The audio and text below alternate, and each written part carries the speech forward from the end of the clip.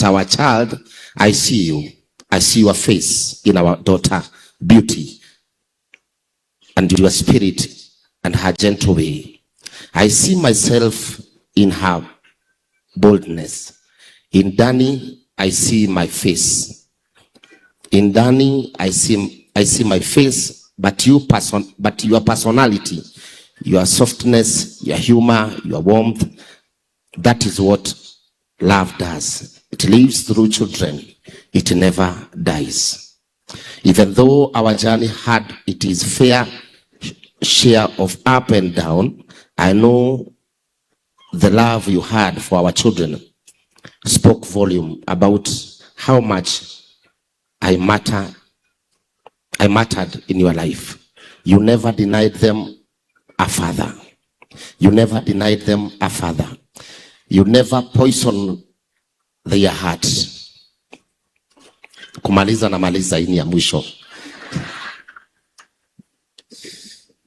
Instead, you centered them in love. I used to joke with you whenever the child visited me, telling you, Mimi ndio niko. Of course, it was always a lighter note, because deep down I respected the decision you made when you chose to move on with your life. I remember how we both trended years back. You had your story and I had mine. I'm truly sorry that my brand, my name, and my drama put you through difficult moments.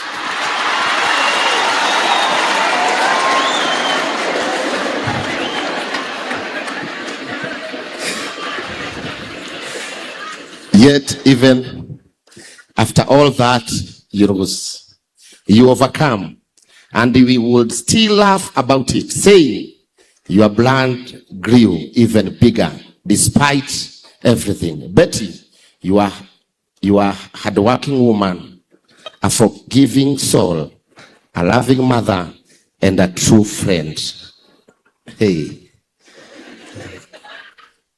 And above all, a woman who loved God with all her heart.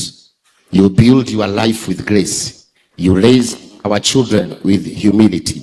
You forgive more than most people ever could. And you show, and